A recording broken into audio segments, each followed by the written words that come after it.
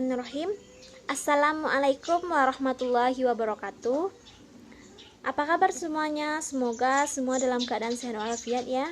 Puji syukur kita sampaikan kepada Allah Subhanahu wa Ta'ala yang telah melimpahkan rahmat dan karunia-Nya kepada kita semua, sehingga kita semua dapat melangsungkan kuliah pada pagi hari ini. Yang terhormat dosen pengampu mata kuliah Sistem Hukum Indonesia, Ibu Aziwarti SHM Hum, dan teman-teman sekalian yang saya hargai. Kami dari kelompok 3 yang beranggotakan 5 orang. Yang pertama saya sendiri, Tamara Adelia, dengan nomor BP 2010812021.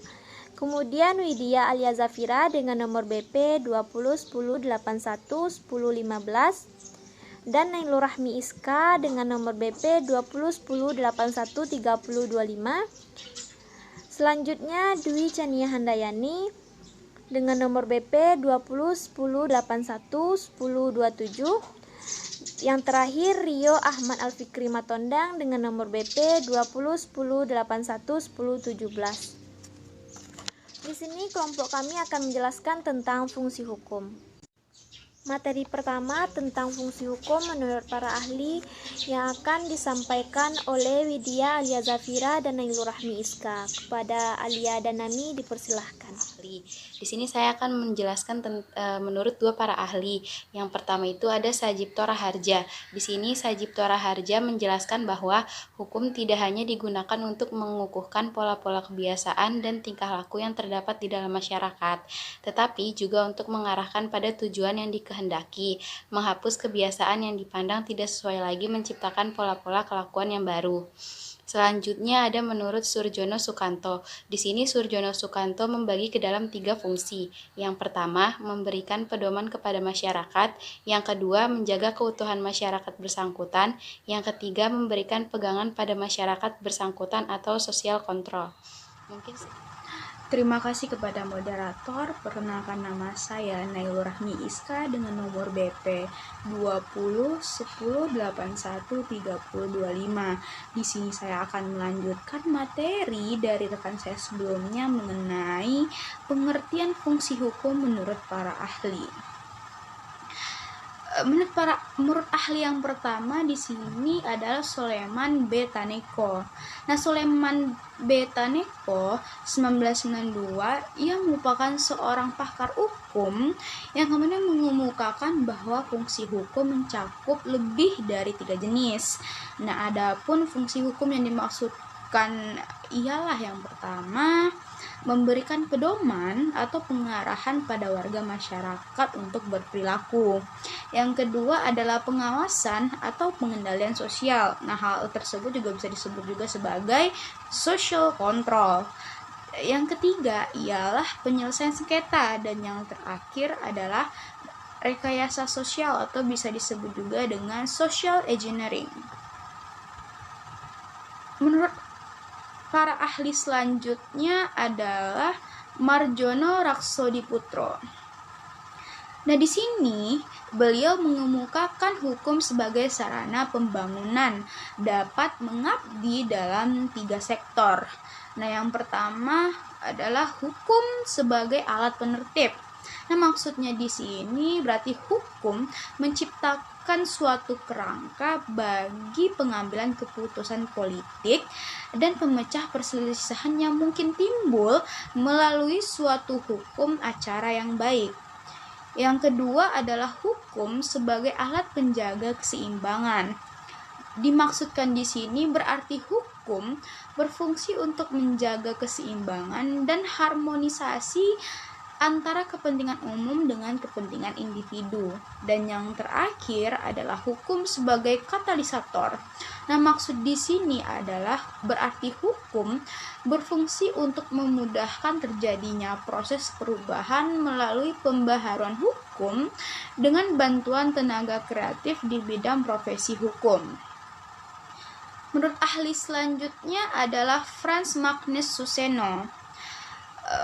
Frans Magnus Suseno mengemukakan bahwa fungsi hukum untuk mengatasi konflik kepentingan. Nah, dengan adanya hukum hukum, konflik itu tidak lagi dipecah menurut siapa yang paling kuat, melainkan berdasarkan aturan yang berorientasi pada kepentingan-kepentingan dan nilai-nilai objektif dengan tidak membedakan antara yang kuat dan yang lemah, dan orientasi itu disebut dengan keadilan. Nah, yang terakhir yaitu Sunaryati Hartono. Dalam kaitannya dengan pembangunan, Sunaryati Hartono menyebutkan ada 4 fungsi hukum dalam pembangunan. Yang pertama adalah hukum sebagai pemelihara ketertiban dan keamanan. Yang kedua adalah hukum sebagai sarana pembangunan. Dan yang ketiga, hukum sebagai sarana penegak keadilan, serta yang terakhir adalah hukum sebagai sarana pendidikan masyarakat. Sekian pengertian fungsi hukum menurut para ahli. Terima kasih. Materi selanjutnya tentang fungsi hukum secara umum yang akan disampaikan oleh Dwi Chania Handayani dan Rio Ahmad Alfikri Matondang. Kepada Caca dan Rio dipersilahkan. Baiklah, saya Dwi Chania Handayani dengan nomor BP 2010811027 ingin membacakan materi tentang fungsi hukum secara umum. Yang pertama yaitu melindungi kepentingan bersama. Setiap manusia pada dasarnya membutuhkan perlindungan dari manusia lainnya, sehingga hukum juga berfungsi untuk memberikan perlindungan terhadap kepentingan bersama. Adanya rasa terlindungi dan berkeadilan dapat tercapai apabila manusia menegakkan hukum dengan baik. Yang kedua yaitu sebagai alat untuk menciptakan ketertiban dan keteraturan. Hukum juga berfungsi untuk menciptakan ketertiban dan keteraturan dalam masyarakat. Hukum dapat membatasi gerakan seseorang dalam melakukan berbagai aktivitas, sehingga hukum berperan penting dalam mencegah terjadinya perilaku menyimpang. Contohnya, ketika kita ingin menonton pertandingan sepak bola, kita pasti tahu apa saja yang harus dilakukan sebelumnya, yaitu membeli tiket dengan antri. Yang kedua, saat memasuki stadion dengan antri. Yang ketiga, saat kita ingin keluar dari stadion, kita menggunakan pintu keluar. Semuanya berjalan tertib dan teratur karena semuanya menaati peraturan yang telah ditentukan. Yang ketiga yaitu sebagai alat untuk mewujudkan keadilan sosial. Hukum yang bersifat memaksa dapat diterapkan kepada siapa saja yang melakukan kesalahan. Mereka yang melakukan kesalahan atau melakukan pelanggaran diberi sanksi hukuman, baik itu berupa hukuman penjara, denda, membayar ganti rugi, dan sebagainya. Maka dengan demikian keadilan dapat dicapai. Contohnya, siapa yang berhutang harus membayar hutangnya adalah perwujudan dari keadilan. Yang keempat yaitu sebagai alat kritik.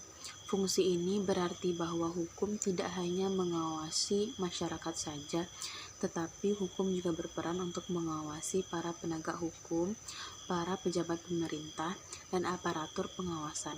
Dengan demikian, semuanya harus bertingkah laku sesuai dengan ketentuan yang berlaku. Jika demikian halnya, maka ketertiban, kedamaian, dan keadilan dalam masyarakat dapat diwujudkan dan fungsi kritis hukum dapat berjalan dengan baik. Assalamualaikum warahmatullahi wabarakatuh. Saya Rio Ahmad Alfikri Matondang, BP 2010811017. Di sini akan melanjutkan penjelasan dari saudara Dwi Chania tentang fungsi hukum yang kelima, yaitu menjaga hubungan antar manusia agar terciptanya ketertiban dan kesejahteraan dalam hidup bermasyarakat. Untuk fungsi hukum yang keenam yaitu melindungi kepentingan bersama.